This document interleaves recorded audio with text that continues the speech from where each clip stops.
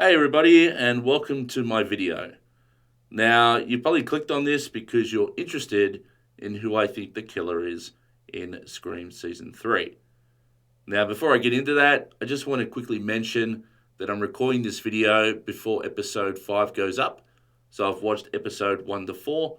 So currently it's 10:30 a.m. New York time. Okay, so it's about 10 hours before episode 5 goes up. So, with that in mind, who do I think the killer is in Scream Season 3? Well, I think there's two killers. I think there's Liz, and I think there's Kim. Now, I'm not so sure about Kim because Kim is preyed upon a couple of times throughout the 4 episodes, but when I watch her get preyed upon, she always seems to escape the situation quite comfortably. Now, I know she got slashed at one point, but it was a very soft slash, right? So I think that it's potentially that Kim might be involved as well. I definitely think it's Liz. And I think that this whole smoke screen where they're making it look like it might be Liz and making it obvious is to make us think it's not her. So there'll probably be a misdirection in episode 5 maybe where they'll make it definitely not look like her and then we'll find out it is her. That's what I'm thinking is going to happen. But I definitely think Liz is the main culprit. All right. Now, the fact that I'm picking two people here kind of ties back to the original film. So the first movie, Scream 1, it had two killers in it. It had Billy Loomis and it had that Stu guy, the funny Stu guy, right?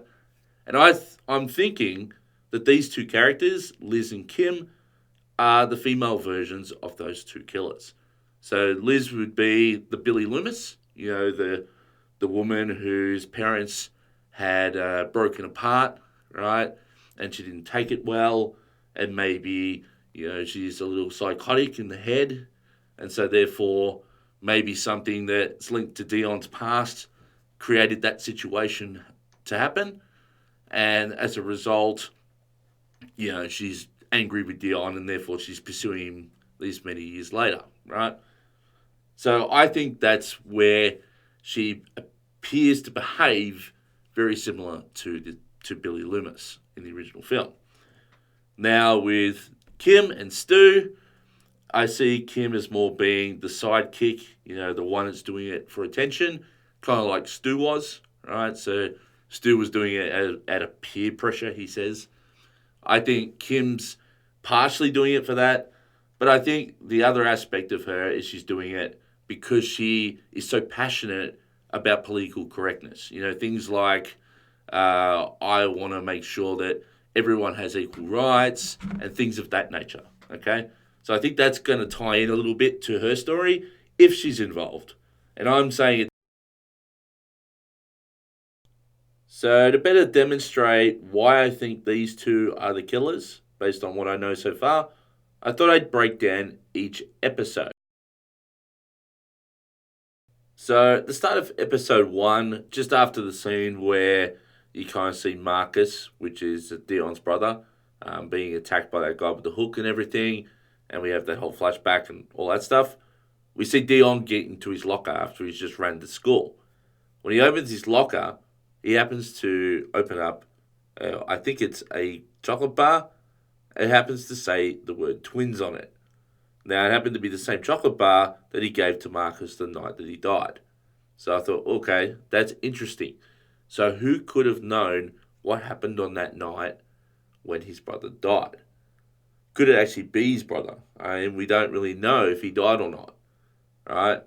So I thought it could either be his brother, who somehow survived, or it could have been the kid who threw the chocolate over the fence, which we later find out is this Tommy Jenkins, which I thought maybe he may have been part of it early, but then we find out later in this episode that he gets murdered anyway, so it's definitely not him. So then I thought, okay, who else would know about this chocolate, right? This chocolate bar. And I'm thinking maybe someone was there that we didn't know about, or maybe we don't know the whole story. And maybe that's what this series is about, is finding that other part of the story that Dion's not telling. Okay? So this is where I think maybe Liz may have some involvement. Okay, she may have witnessed it, or something may have happened that escalated into her life, or something of that nature, so that she remembers this moment in time. I don't know. All I know is whoever put the chocolate bar in there must have known about the events. Yeah, pretty straightforward, nothing big there. But the first little flag I thought was interesting, that, maybe his brother's alive. That's what I was thinking at the time. Anyway, moving past that, we then see that Liv, in a few scenes later, starts to basically check out Dion, tries to get his interests, looks at him a lot, wants to talk to him, flirts with him a little bit, basically trying to get close to the guy. Okay, so that threw some warning signs up for me straight away because, obviously Dion's going to be the main focal point of the show. So therefore, anyone that's trying to do something that's kind of out of the norm towards him is going to have that instant, suspect behavior or suspect. But just basically, they're going to be a suspect. Okay? So Liv doing that was kind of weird, especially when she mentions later on that, they barely spoke to each other for years. And then all of a sudden, she's trying to get close to him. So, anyway, I found that to be very interesting as well. So, basically, once all that happens, then we see Dion again. He receives another chocolate bar in his locker. And this time, it tells him to go to some parking garage or something like that. But the interesting part that I found there was not so much the chocolate with the note, but who surprises him immediately after he finds that, which happens to be Kim. And the way Kim does it is in a way that kind of gives him a fright, but annoys him at the same time. And that makes me think about what Stu did in the original movie. Stu was the one that was annoying people with jokes or just frightening people, off topic, or just in certain moments when you shouldn't do it. So I thought that's what they were hinting there, was that Kim was trying to be the Stu. So I found that to be very interesting, and that's why I thought maybe Kim is being that Stu character. Anyway, moving on from that, the next thing we saw was the Tommy Jenkins, who's now an older guy, obviously. You see him show up. I think he might be an Uber driver or something at this time. And he's drawn in to basically pick up someone. And in fact, I think the name was Marcus. So somebody's used Marcus's name to call basically this Tommy Jenkins. To which he goes there and he basically asks this homeless man where Marcus is.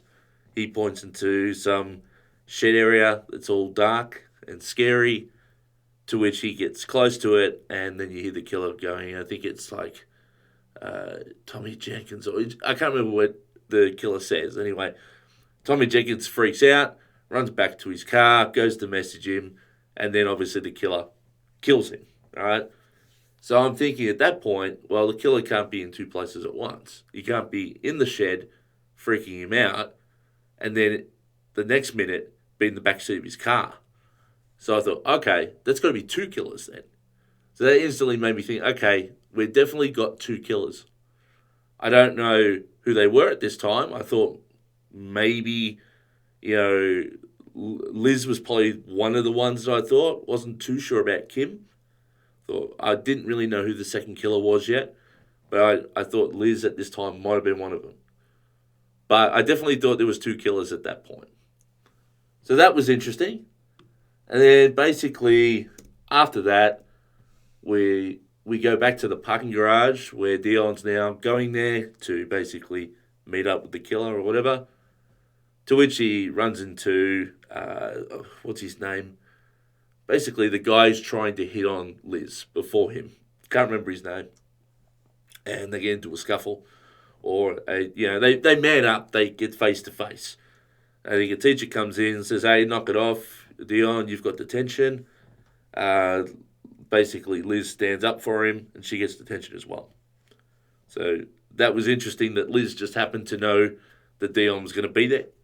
Because I don't think Dion told anyone that he was going to a parking garage in the middle of nowhere. So the fact that she shows up all of a sudden was quite interesting to me. So that was another warning sign that I noticed early on.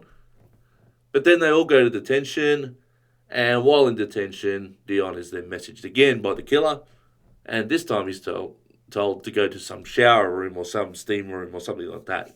I think it's some kind of a room, I'm not sure. To which, obviously, he agrees.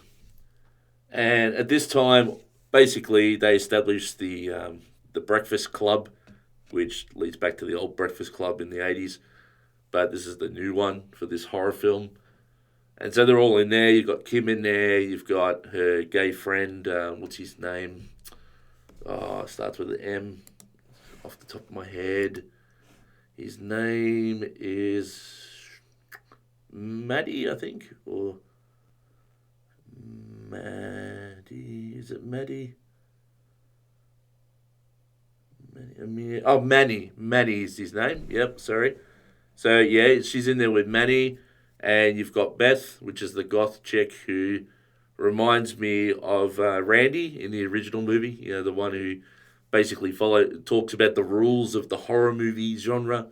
You know, she's kind of that guy, but not a geeky version, more of like a hot mess version of Randy. And then you've got the dorky guy, which is Amir. So they're all in there. So they established a little breakfast club.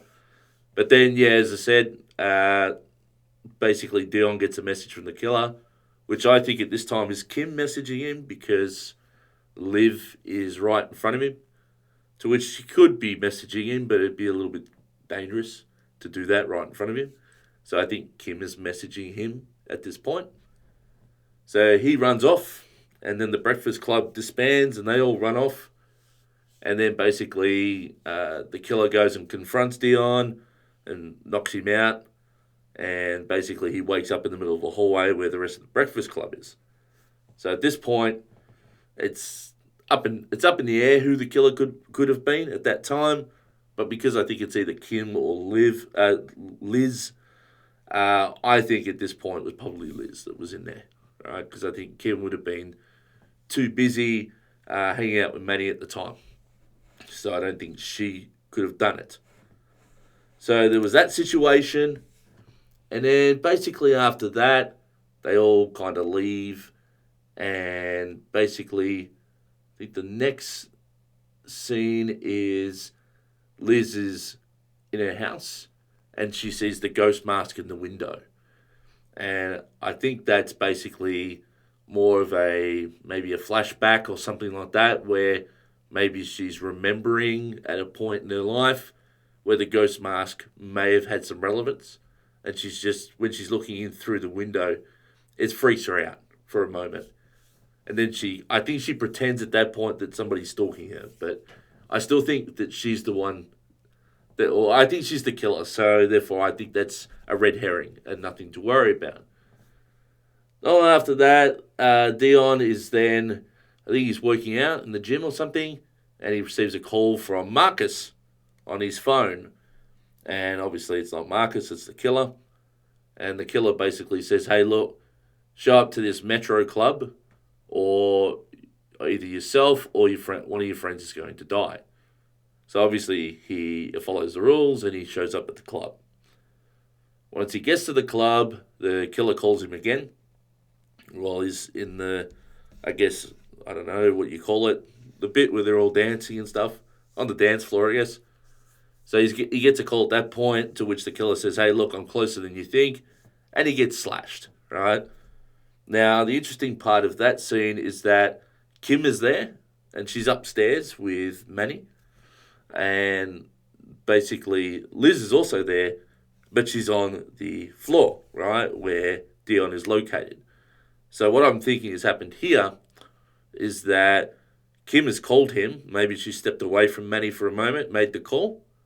So she's called Dion, threatened him, and then at the same time, Liz has been nearby and she's been able to slash him and then walk past. Because moments later, you see Liz basically take her mask off and she's right near Dion, to which they have a talk, or they want to have a talk or something. Then after that, basically, Dion pulls in the whole Breakfast Club into some bus or something, and he basically tells his story about his brother and stuff. But that is pretty much the end of episode 1. So at this point, I thought, okay, there's enough there to make me suggest that Liz is definitely involved. Kim, not so sure yet, but after watching the first 4 episodes, I'm starting to. So now we get into episode 2, and obviously the first thing I noticed was the debate about the rules around horror movies. And basically, Kim is debating with Beth over the fact that killers have codes or rules. And basically, Beth is like, well, a killer, it has a certain code, they follow a certain standard, blah, blah, blah. And Kim is kind of like, well, why? Why does it have to be that way? That's just how, white people movies or whatever it is, that's how they have their rules, but we can change those rules. And that made me think, okay, that's interesting. It's like she knows that this is going to be a different ball game, right, compared to what other horror movies are like. Maybe they're going to go in a completely different, unorthodox direction in terms of how this horror series finishes. So that's where I first got a really good suspicion that maybe Kim was involved in all of this. So yeah, that was a very interesting part of this episode. And then after that, Liz basically talks to Dion when he's on the field with his brother, and basically tells him that she thinks that his brother may still be alive. To which Dion is very surprised by this, and basically then she tells him that maybe he's the killer. So at this time, he's thinking, okay, maybe it is my brother. Maybe my brother is alive. I never saw him actually die. Maybe he got away. So she's convinced him to think about who the killer is in a different fashion. Maybe to take attention away from her. I don't know. I don't think there was a lot of attention on her at this point anyway. But maybe it's just to mess with his head. I really don't know why she's doing it. But she does. Okay? And basically, not long after that, we are at a school where the Breakfast Club have basically captured, what's his name? Shane, I think his name is. Who basically is like a drug dealer guy, or the guy who started the party in the first place. And they're interrogating him because they think he might be the killer. To which he wasn't. He received the same message that they all did on his phone. So they're convinced that he's not the killer. So they're like, well, who is it? To which all of a sudden the killer goes over the airways on the sound system and basically tells them, hey, look, one of you is about to die. All right, so at this point, they're making a decision. Do we stay? Do we go? Do we stay together? Do we go apart? And obviously, Kim being reckless. This is not a white person's movie. This is we're going to do it my way. She obviously goes, no, I'm out of here. And so that made me think, okay, maybe, she's just going to basically walk away, turn into the killer, come back and maybe kill someone. That's what I thought at the time. But we find out not long after that the killer happens to stalk her and find her and basically chase her. Right? So the interesting part about the chase scene, though, in this episode, is the way they're running. Like if you watch the chase scene, it seems like they're both jogging very, very slowly, as if one's trying not to get away, and the other one's trying not to get too close. I don't know if that's just bad acting, but it looked very weird the way they were pursuing each other. And basically, Kim gets cornered by the killer. Kim says, I am scared, for whatever reason, I don't know why. And then Shane basically stands behind the killer with a gun, draws it to the back of her head, because I think it's Liz, and knocks her down with it. And then Kim's like, shoot her, or shoot him, shoot him, shoot him. If it's a white guy, he'll be out, by in the next few hours or something. She says, I can't remember what the exact words were. Something like that. Now, I don't know if she's trying to bait him into it. I don't know what she's trying to achieve there. that kind of goes against my theory of the fact that it's Kim's involved, but I still think maybe red herring. I don't know. I still think Kim is still involved. Again, this could be a reason why you could debunk it, but I don't think it's a strong enough reason to debunk it at this point. So that happens, and basically he doesn't do it. The killer slashes Kim's arm and gets away. And then Dion shows up and tries to pursue the killer, but the killer basically leaves. Okay? And basically after that, not much else really happens. There's a lot of talking until Shane gets home to his house, to which he receives a call from the killer. He goes outside to confront the killer, and the killer basically surprises him, pins him with a ladder, and kills him. So this could be, I think it's Liz, because I'm pretty sure Kim is with Manny at the time. So I'm thinking Liz is doing the killer in this situation. So that's episode 2. So now we get into episode 3, and this is where things start to get interesting. So basically it starts off with Dion receiving a call from the killer, basically telling him, hey, look, if you don't want anyone else to die, you're going to have to show up to where your brother died tonight. And so basically Dion says, okay, I agree.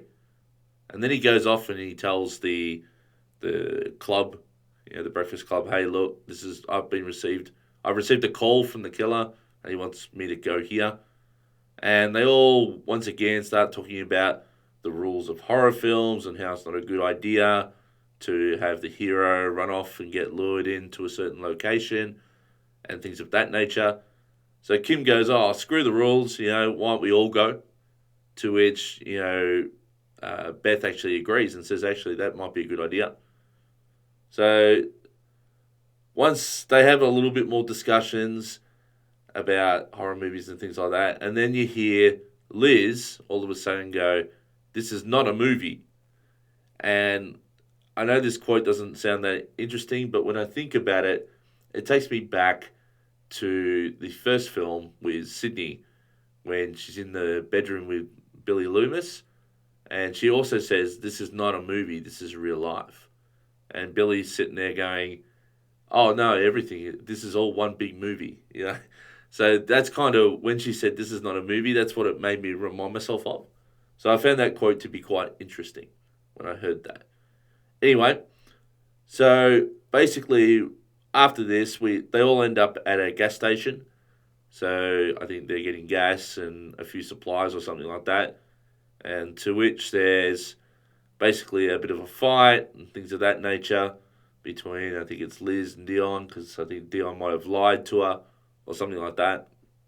And there's just a bit of drama between all the members and things of that nature, to which Amir ends up in the car with Dion and Liz as they're heading towards this location where his brother died. At the same time, Liz has gone and slashed the tyre of Kim's car. Okay, so that means that Kim couldn't basically follow afterwards. Right, they were stuck at the gas station. Now, my thoughts around this is that Liz has done this intentionally to leave the rest of the Breakfast Club with Kim, and I think Amir was meant to be part of that. And I think Amir kind of ruined those plans by getting in the car with Dion, because I think Liz wanted to be isolated with Dion, right, when they got to the location where the brother died. So I think Amir kind of threw a spanner in the works there. But that was the idea, I think, was to keep everyone else with Kim while she did her thing with Dion. Anyway, they get to the location and basically they all walk in there and stuff like that. And they look around, and then all of a sudden the guy with the hook shows up. And obviously he doesn't know who they are at first, so he starts attacking. And then basically it gets to a point where they're in a stalemate, and the guy with the hook goes, hey, look, I didn't kill your brother. And basically he's like, oh, what happened to my brother then? And basically they tell the story of how he thinks he ran off, but he obviously went and hid in a boot of a car, and he couldn't get out of the boot of the car, so obviously he got trapped in there and he died. To which, he was found several months later in the boot of a car. And then he buried him. So then he shows the burial site where Marcus is and says that's where your brothers died. So at this point in time, you think that, okay, Marcus is definitely dead. There's no doubt that he is gone. He's not the killer. That breaks Liz's theory or original theory. So, they're all like, oh, this is sad and everything. But still, at this point in time, I thought maybe Marcus didn't die in that boot. Maybe he got out, and maybe that was someone else in the boot of that car. Who knows? But, besides that, I still think Liz is definitely involved in this. Anyway, she wanders off because Dion wants to be alone with his brother, as he stands over his grave. And the next thing you hear is that the guy with the hook, he starts screaming. And he's been attacked by the killer. And basically, he gets into a scuffle with the killer. But ultimately, he obviously gets captured or something. And he's basically put in one of those car compressors. And so the compressor starts coming down. Dion tries to get there to help him, but he's too late. And he gets crushed. Right? So the killer's crushed him. Now, at this point, it can't be Kim, and it can't be any of the other Breakfast Club members. So, what's her name? Beth. And it can't be Manny because they're back at the petrol station. So it can only be two people at this point of the Breakfast Club members. One was Liz, the other one is Amir. Now, we find out later on Amir's kind of ran off to go looking for Beth because obviously he's got a crush on her, he likes her. So he's ran off. So that kind of leaves Liz as the only person there. So again, unless there's some hidden person we don't know about, Liz is really the only one that had the opportunity to do the killing there. At the same time, while this is all going on, Kim storms off with the car. Now, I know she gets run off the road by some idiots in the car. Maybe that was unintentional. But ultimately, I think she was trying to lure Manny and Beth into the farm area. Now, whether it be the farm area or some other location, I think the intention was to always kill Manny at some point. And I think the reason that she did it at this time was because Manny basically bashed her car in at some point, which I think might have made her angry. So I think she kept her anger in and then she took it out on him later. So anyway, they get to the farm. She's her car's stalled and all that.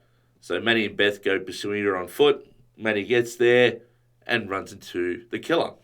So at this time, I think the killer is actually Kim. Kim hits him with the tire iron.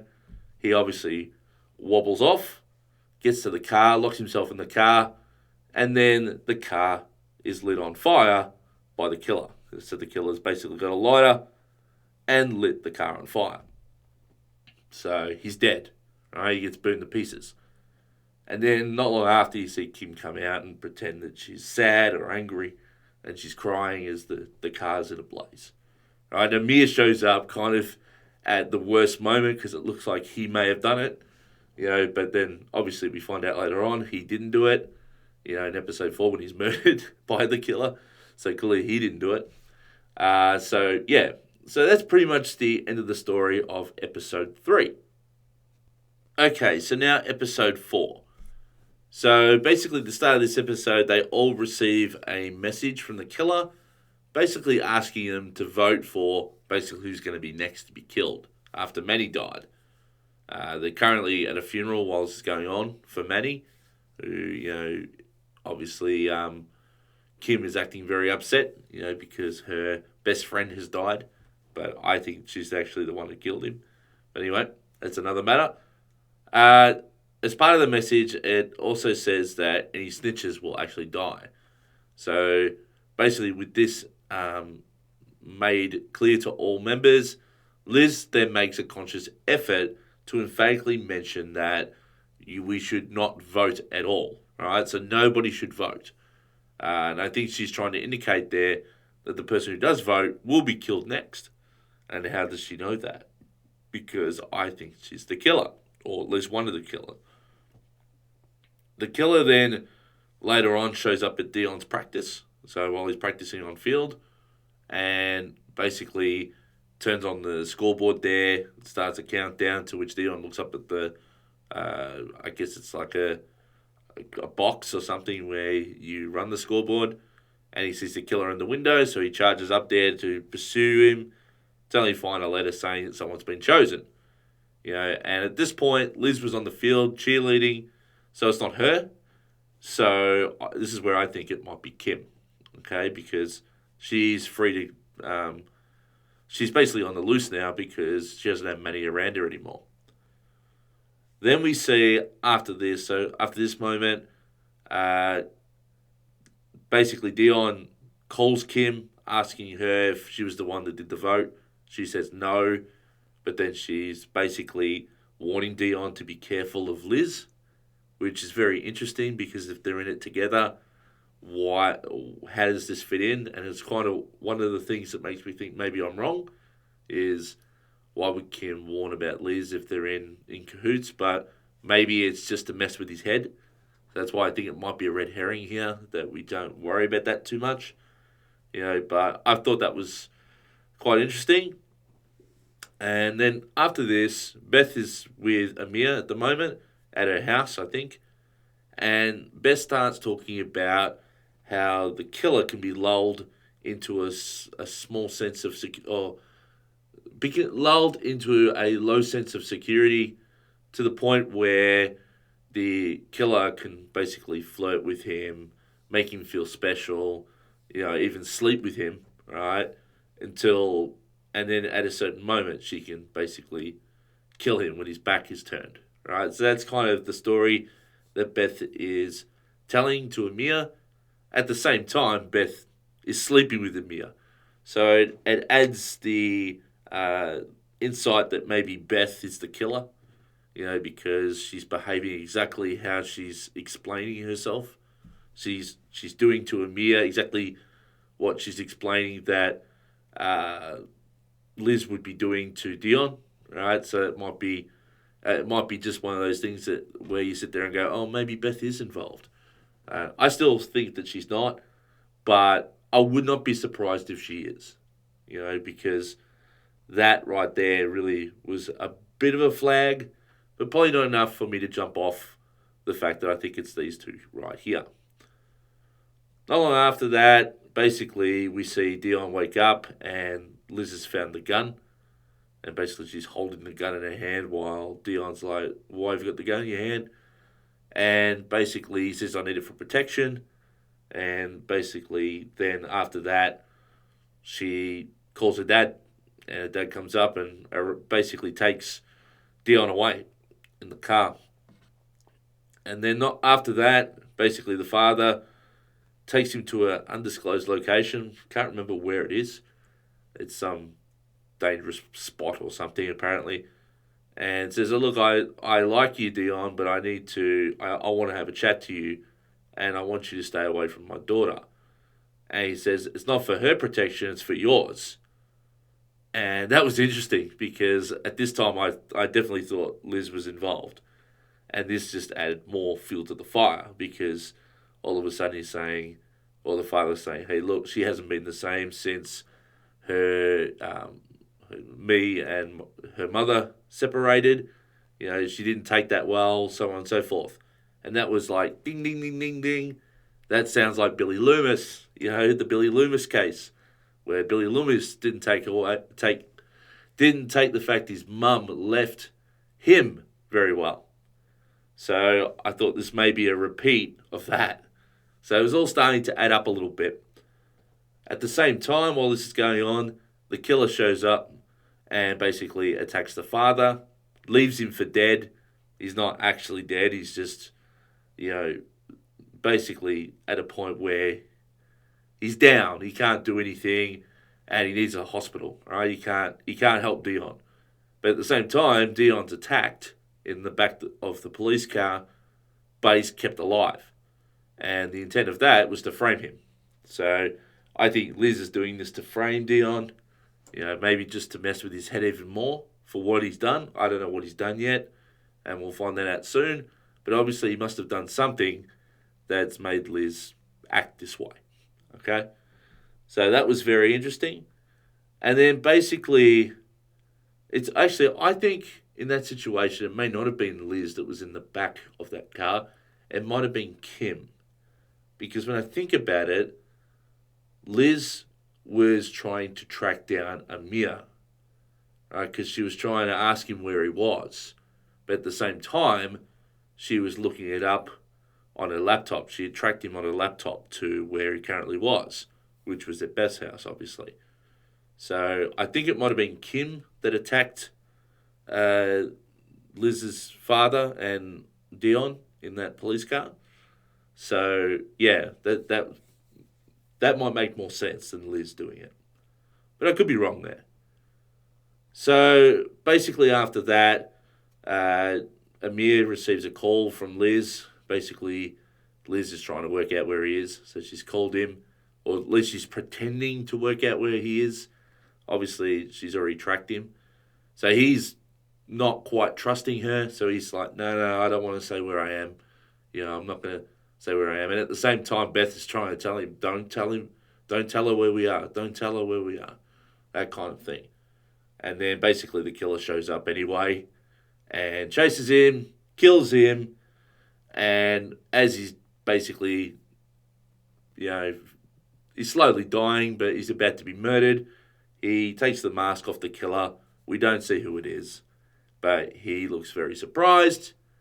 And then that's the end of the story. And then not long after that, we just see Dion getting arrested, okay, for the assault of Liz's father. So I think that potentially in that moment, it could be possible that Beth is actually a killer because of the way Amir looked when he took off the mask. But he could be surprised that it might be, Kim. He might be surprised it was Kim. So who knows? But that's my theory up to the end of episode 4. Now, I know this is a very long video, and I'm sorry for that, but I wanted to go through all the scenes that made me think what I think about it being these two individual suspects. But I'm going to find out in a few hours anyway, probably about 10 hours from now. So if you've gotten this far, thank you very much for listening, and hopefully you get some insight. You may have different thoughts, and if you have different thoughts, I'd love to hear them from you. So just pop down a comment in the comment section below this video. Anyway, thank you guys. Enjoy Scream. I've been enjoying it so far, and I'll see you all next time.